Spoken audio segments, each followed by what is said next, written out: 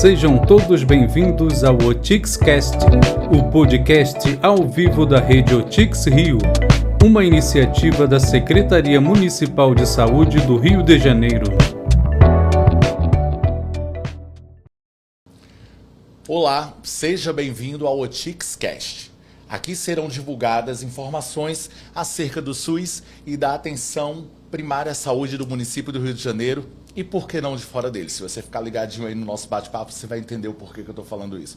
Eu sou Petrúcio Medeiros e hoje nós vamos conhecer a trajetória inspiradora do médico de família e comunidade Luiz Henrique Pessoa, natural de Jaboatão dos Guararapes, na região metropolitana do Recife.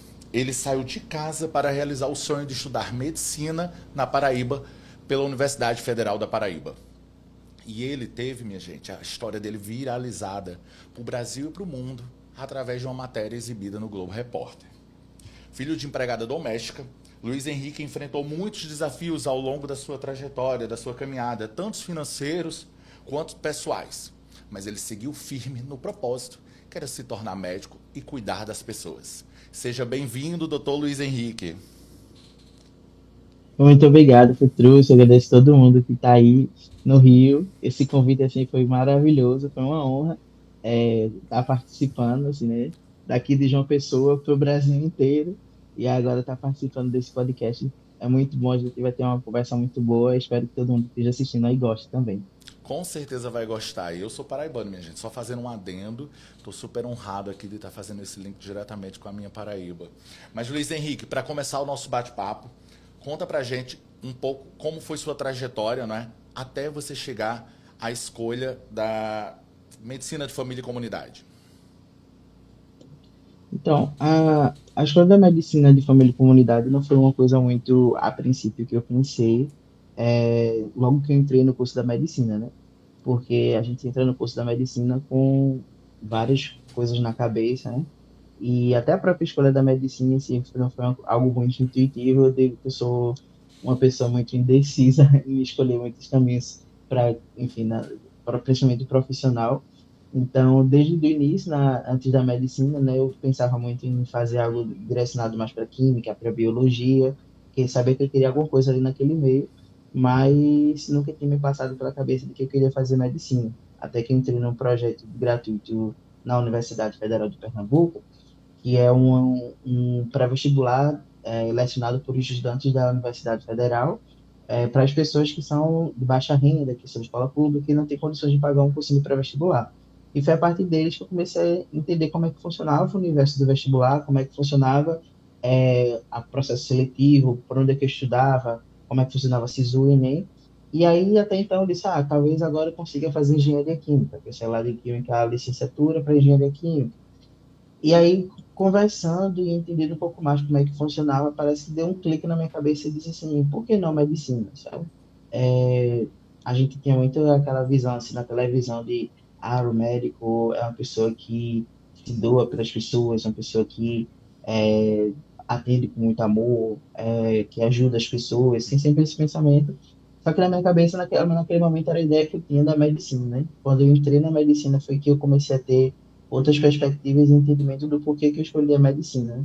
Muito direcionado para o pensamento de que, para além do cuidado, você ter amplas possibilidades, né? Acho que a universidade foi um caminho para que eu tivesse aberto novos horizontes na minha vida. Então, a partir do momento que eu comecei a fazer medicina, passei no vestibular em 2017, e aí, durante o curso de medicina, foi que eu comecei a me identificar com diversas especialidades. Aí, novamente, eu passava por uma especialidade, me identificava, passava por clínica médica, por cirurgia, passei bom tempo apaixonado por oncologia, por cuidados paliativos.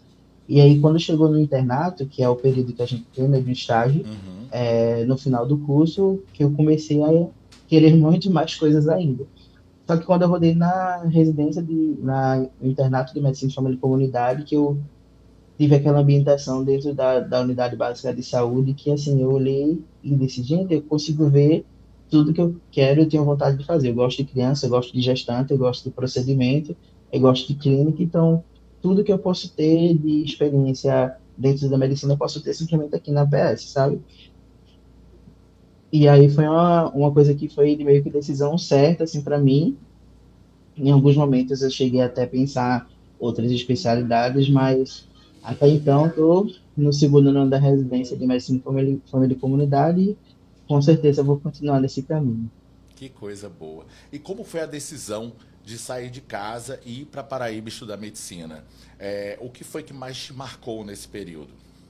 Acho que o que mais me marcou foi estar num contexto em que isso talvez não fosse possível, não fosse uma coisa que eu conseguiria fazer, porque diante do contexto, né, que a gente já tinha falado sobre a questão de não ter condições, de não ter uma estrutura familiar, não ter condição financeira e não ter como me manter aqui na Paraíba, foi algo que muitas vezes pensei até em não seguir, mas dentro de mim era uma vontade de, caramba, eu consegui uma vaga na Universidade Federal, num curso muito concorrido, e eu não posso deixar isso para trás, eu não posso deixar, não posso perder essa oportunidade, né?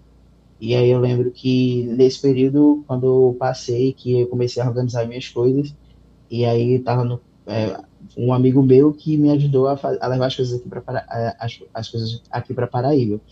E aí tava no carro lá, a manhã tava na porta, ajudando a levar as coisas para dentro do carro. Aí eles falaram, mãe, eu posso levar o micro-ondas? Aí ela, vai, meu filho, leve, não tem problema não. E eu sinto que é uma coisa que sempre passa na minha cabeça, que é uma parte de casa que eu acabei levando comigo para Paraíba. Então, foi isso que acabou me dando força para continuar persistindo no que é que eu tinha como objetivo para minha vida, que era cursar esse curso e, de certa forma, mudar a realidade da minha vida e da vida da minha família, através dessa formação. E o e você me respondeu, né, agora na pergunta anterior a essa pergunta que eu vou te fazer agora, que medicina ele abre vários caminhos, né? Várias opções para você Uhum. seguir. E em tantos caminhos possíveis, você escolheu a medicina de família e comunidade. Por quê? Você já falou aí que gosta de criança, gosta de gestante, de todo esse vínculo. Sim. Eu comecei a entender que, assim, embora ainda haja um cenário muito de desconhecimento da especialidade, as pessoas não têm tanto conhecimento, não têm valorização da profissão em si, da especialidade, porque hoje em dia todo o cuidado que a gente tem direcionado para as pessoas é muito específico, é muito especializado, focado em órgãos. Então, quando a gente chega numa consulta com cardiologista, chega numa consulta com neurologista, com várias especialidades, a gente fragmenta o cuidado dessa pessoa e aí deixa de entender muito a pessoa como um todo, de entender a pessoa como é, que sofre influência muito do contexto em que ela está inserida, do seu trabalho, da sua família, da sua rede de apoio. E aí eu comecei a entender muito mais que, assim, que para além dessa questão da fragmentação, você conseguir unificar tudo dentro de uma especialidade só, e assim como também entender quão importante é estar dentro da atenção primária à saúde, e de como a atenção primária à saúde contribui bastante para que a gente tenha um SUS de qualidade. Então, isso acabou me movimentando mais ainda o meu desejo de estar na medicina de família e comunidade. Pensando muito na perspectiva de carreira, né? A gente pensa em gestão, em preceptoria, racinologia, cuidados paliativos. Então, aonde você for, acho que o médico de família ele pode estar. Acho que foi esse chamado que veio dentro de mim assim de querer fazer essa especialidade. A gente estava conversando antes de começar o nosso bate-papo e você já atua, né? Você já está no segundo ano de residência, você já atende aí no bairro de João Paulo II e como a sua própria história influencia a forma que você atende e trata seus pacientes. De uma certa maneira, você consegue se identificar com algumas situações? Como que você faz? Como que você leva? Uhum. Eu acho que é quase impossível a gente não falar sobre os recortes de classe, os recortes de classe, os recortes econômicos, os recortes de raça, que permeiam toda a minha formação e o cuidado que eu tenho e que as pessoas já acabam recebendo na atenção básica, né? Porque muitas dessas pessoas que estão na atenção básica tem um perfil muito parecido com o que eu era há poucos anos atrás, né? Então, são pessoas que são necessitadas de atenção, são necessitadas de cuidado, são necessitadas de um olhar diferenciado. E aí a gente observa que hoje em dia a medicina é um curso ainda muito elitizado, muito direcionado para determinados grupos sociais e cada vez mais distante do que é a realidade total que existe no Brasil. A gente tem um curso que não representa quem é a realidade do Brasil. E, de certa forma, isso distancia um pouco da sensibilidade, da empatia, porque quando você está introduzido dentro desse contexto, você tem mais sensibilidade para lidar com essas situações. Então, eu acredito que parte de mim tem um pouco de proximidade com essa realidade e facilita com que a gente tenha um olhar mais crítico, um olhar mais sensível para aquele processo de adoecimento, para a influência daquele processo de adoecimento, do contexto que ela está inserida, no processo de adoecimento dela. Então, de certa forma, tudo isso acaba contribuindo para que eu consiga ter um atendimento de maior qualidade, mas assim como as pessoas que estão ali sendo atendidas por mim, que chegam no consultório e dizem assim, caramba, é um menino preto que tá me atendendo, é um menino que, sei lá, as pessoas talvez até nem conheçam minha realidade anteriormente, mas é uma pessoa que estava ali num contexto em que esse espaço aqui não era realidade para ele, e Aham. agora ele está ocupando esse espaço. Então, ocupar esse espaço tem uma grande potência, assim, acho que eu consegui ver muito além desse período agora, durante a residência, mas até na graduação mesmo, de estar rodando determinados rodízios, e aí tá dando um atendimento e a pessoa parar, assim, até ficava às vezes assim, um pouco com o coração na mão, que a pessoa parava assim e olhava para mim e dizia, você não sabe a importância que é ter alguém como você aqui atendendo e ocupando esse espaço. E aí, aos poucos, eu consegui entender assim, o quão importante é ter cada dia mais uma medicina muito mais próxima com quem recebe o cuidado. E você percebe diferenças no cuidado quando o profissional realmente conhece o território e a realidade dos pacientes? Do que talvez. Porque você até falou, né? Que você percebe recortes que você se identifica com você de alguns anos atrás. Então você acha que isso realmente faz uma diferença no atendimento, na atenção que você dá? Com certeza, assim, se o médico que está na atenção primária não conhece o seu território, ele não conhece o porquê que aquele paciente está chegando na unidade, né? Porque, diferente dos outros serviços em que as pessoas geralmente são referenciadas, você está introduzido no contexto que contribui de forma gigantesca para o seu processo de saúde e de doença. Então, eu digo que, assim, que os agentes de saúde são os meus maiores aliados, assim, é minha ponte de contato com a população e com o território, porque uma coisa que a gente faz durante o processo da residência é o processo de territorialização, que é a gente ir para o território e entender como é que funciona, quais são as dinâmicas, quais são os dispositivos de saúde e tudo mais. E aí a gente, a partir disso, dá um diagnóstico a partir do território e entender um pouco como é que essas demandas que chegam na unidade têm influência nesse território, né? Por exemplo, no meu processo de territorialização, a gente estava entendendo que na unidade a gente tem muito atendimento de saúde mental. A gente teve até que direcionar um turno no dia para fazer atendimento de saúde mental, porque não só era muita demanda, junto das demandas espontâneas, que acabavam, era uma consulta um pouco mais demorada, um pouco mais detalhada, e que acabava demandando um pouco mais de tempo, mas acima de tudo também tem muitas receitas, renovação de receitas que já vinham de longos tempos, e muitas replicações de receitas que, enfim, vinham de outros lugares.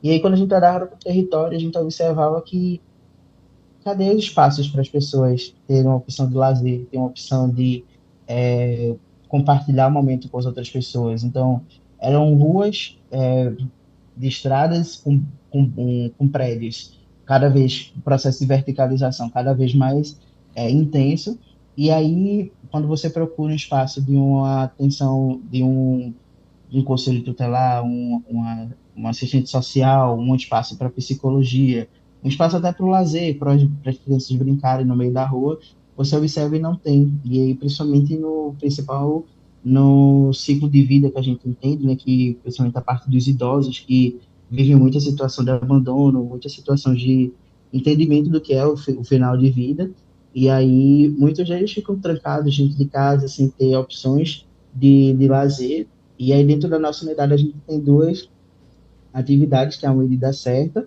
e a atividade de aeróbica, de funcional, né? Uhum. Que aí vem o educador físico para a unidade e aí a gente começa a ver que aquelas pessoas que estão no território começam a vir para dentro da unidade, a gente observa a unidade como um ponto de acesso muito além do focado no médico, né? Focado no atendimento médico. A gente agora tem outras opções de cuidado, a gente tem outras opções de ver a pessoa e cuidar da pessoa muito além da medicalização, sabe? Então, isso é muito importante que o médico entenda o seu território e tenha esse diagnóstico, esse olhar crítico para o território e dizer o que é que eu posso fazer para intervir nesse território e aí, a partir disso, obter alguma coisa para contribuir para a comunidade. Muito bom.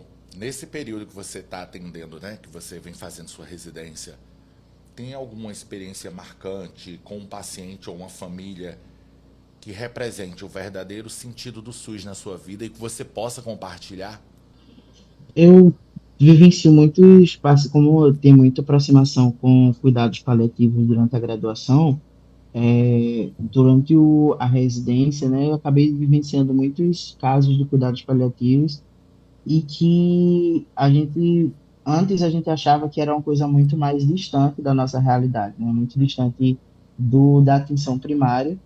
E aí a minha preceptora chegou um dia e sentou comigo e disse, olha, você sabia que a gente pode instituir cuidados paliativos aqui dentro da atenção primária? A gente pode começar a colocar em prática muitos dos conhecimentos do cuidado paliativo a partir de uma conversa aqui que a gente inicia e aí a gente conseguir articular com outros setores da saúde para conseguir não atrasar esse período de início da instituição dos cuidados paliativos, mas que a gente conseguisse dar o maior conforto e o maior apoio para essa família que está dentro da nossa equipe, né? E aí isso foi muito importante porque o paciente ele foi para a referência que a gente precisava introduzir, precisava encaminhar para transplante, e aí veio uma contra-referência do próprio serviço, agradecendo por ter encaminhado, por ter conversado sobre isso, porque a gente é um elo entre os outros serviços, a gente não é simplesmente o ponto de partida, mas é o ponto de retorno e o ponto de integração desse paciente dentro desse sistema. Então, a gente começa a ver todos aqueles princípios que a gente estuda dentro da graduação, as diretrizes, a gente começa a ver na prática como aquilo pode funcionar. Claro que com muitas dificuldades, o sistema, enfim, ele daqui de João Pessoa, principalmente, é um sistema que ainda precisa de muitas melhoras, mas a gente consegue fazer o pouco consegue fazer muito com pouca coisa, com poucas ferramentas, com ferramentas limitadas que a gente tem no nosso dia a dia. E na sua visão, qual o papel e o poder que o SUS tem na vida das pessoas, né? Nessa situação de mudança, em toda essa integração do serviço que você fala? Eu acredito assim, às vezes eu fico imaginando no cenário distópico, assim, de como seria se o Brasil não tivesse um sistema tão, tão bem estruturado, que, assim, tecendo críticas que existiam, todo sistema que a gente institui é um sistema que se retroalimenta de organização e de consertos de reparos do que precisa ser reparado, mas existe uma importância tão grande que eu vejo, às vezes, até vídeos na internet, assim, de outros locais em que não se tem um sistema de saúde tão diverso, e tão ampliado, tão especializado em cuidar das pessoas, que às vezes eu fico pensando assim, como seria viver em um cenário de tanta desigualdade social, de tanta insuficiência financeira, vulnerabilidade social, se não houvesse esse sistema que conseguisse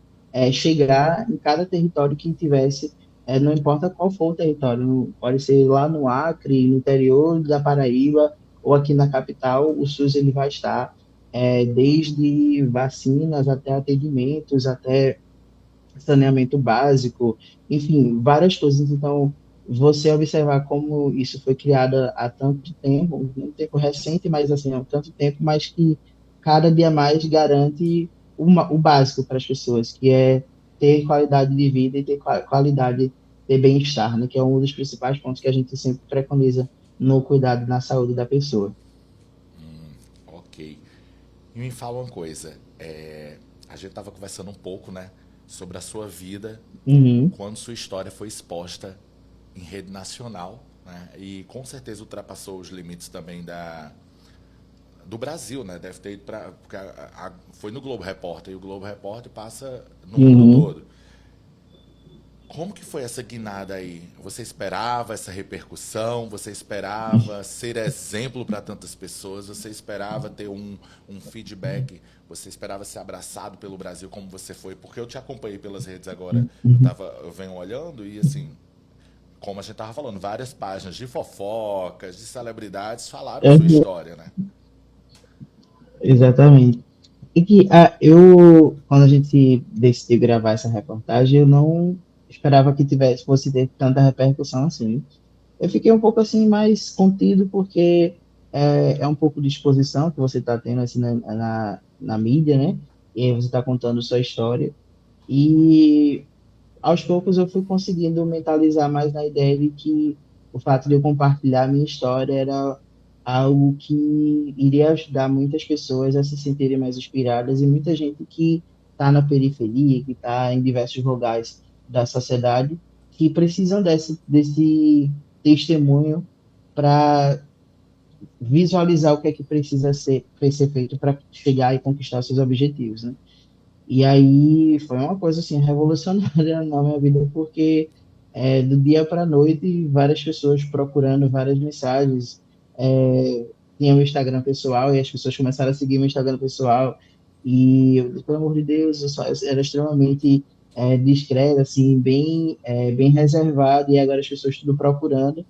E foi uma coisa muito importante que eu consegui ver como uma oportunidade muito boa para utilizar esse canal para ser um porta-voz, para falar sobre saúde, para propagar informação, combater desinformações também.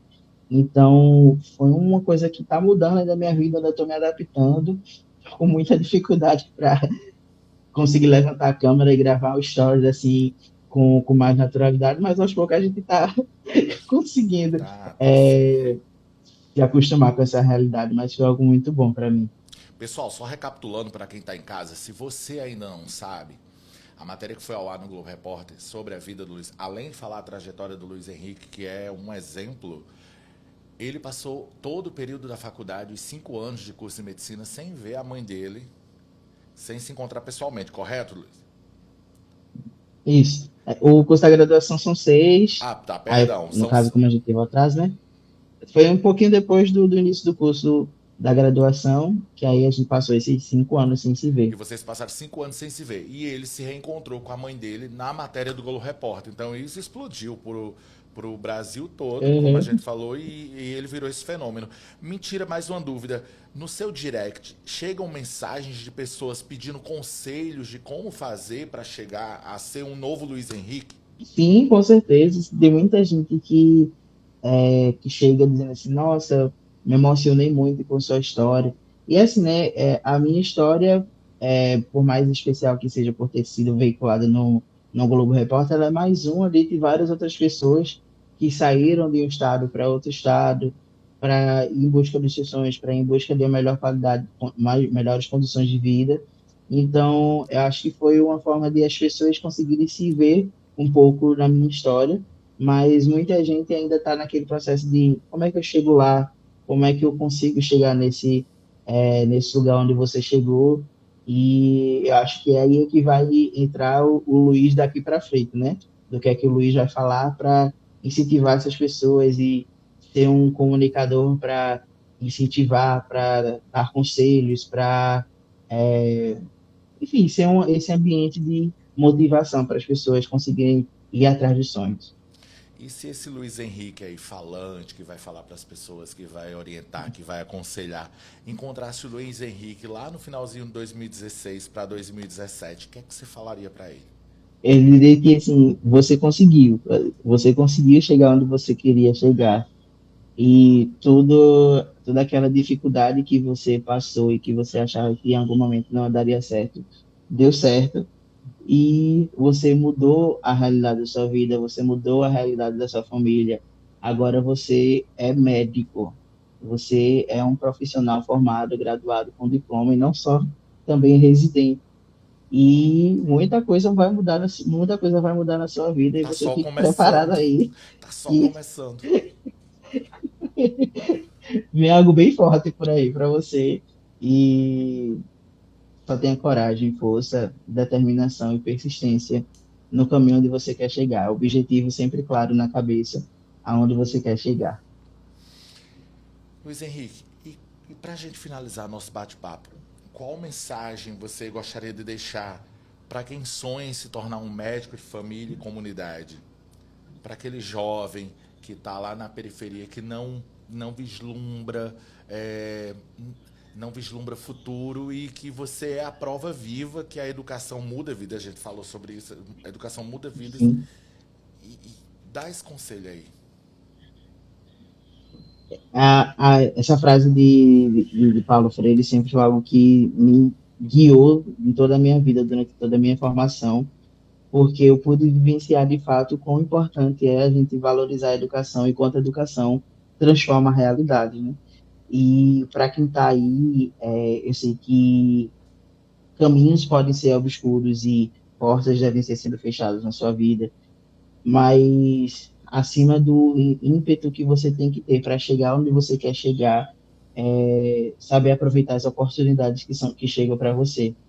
E eu sei que muitas delas você vai achar que não vai dar certo, mas estar aqui nesse local onde eu estou atualmente significa muito, porque a gente aos poucos está ocupando espaços. É uma coisa que a gente sempre reforça muito, porque é muito importante que você que está aí esteja nesse local onde eu estou, e muitas mais pessoas consigam chegar para esse lugar onde eu estou, porque assim a gente vai dar mais força para esse cenário que a gente vive dentro da atenção primária à saúde, estar dentro da atenção primária à saúde para fortalecer mais ainda o SUS. E a medicina de família e comunidade é a especialidade do futuro, assim. Todo mundo um dia vai ter um médico de família e comunidade para chamar de seu, para ter no seu coração alguém que consegue ver você como uma pessoa, que consegue cuidar de você desde você da infância até a velhidade e é, conseguir resolver boa parte das coisas que tem do seu adoecimento, da sua saúde, não só da doença, né, mas também da saúde. Então, se você tem esse desejo de conhecer mais, de você entender mais, procure alguém que tenha formação, procure alguém que está nesse processo para tirar dúvida, para perguntar como é a carreira, como é o dia a dia, quais são os pontos de partida, quais são os outros caminhos que podem surgir a partir dessa formação. Então, a medicina de família é um caminho amplo. Você nunca vai faltar opção para chegar onde você quiser chegar. Então, é uma boa especialidade. Quem tiver interesse, chega junto. Vamos se juntar para fortalecer cada vez mais esse SUS. Antes de eu te agradecer, divulga aí sua rede social, por favor, para as pessoas seguirem, tá? Quem está assistindo aqui o Oticscast. Isso. Pronto, meu Instagram é arroba Dr. Luiz Henrique Pessoa. Dr. Luiz Henrique Pessoa. É isso, minha gente. Doutor Luiz Henrique, eu te agradeço muito por você ter estado aqui conosco no nosso Oticscast. Muito obrigado pela sua participação. Que sua história continue inspirando cada vez mais e mais. E como a gente falou aqui, é só o começo. É só o começo. É verdade, eu agradeço muito pelo carinho, pelo convite. Foi uma conversa assim, maravilhosa e assim, cheia de coincidências, né? A É, gente compartilhando muitas proximidades aqui. Então, foi algo muito especial para mim. E agradeço muito a todo mundo que estava assistindo, que vocês tenham é, gostado de tudo que a gente falou aqui. E vem mais coisa por aí. A gente espera continuar contribuindo ainda mais para a saúde aqui no Brasil. não tenho dúvidas disso. E para você que está acompanhando a gente de casa, meu muito obrigado. Continue acessando o nosso canal. Nos siga nas redes, no nosso canal do YouTube, @Oticscast. Vai lá, se inscreve, dá like, clica no sininho para sempre que tiver podcast novo, vídeos novos você assistir. E segue o nosso Instagram também, @Otix, OtixRio_2021. Para quem assistiu até aqui, muito obrigado e até a próxima.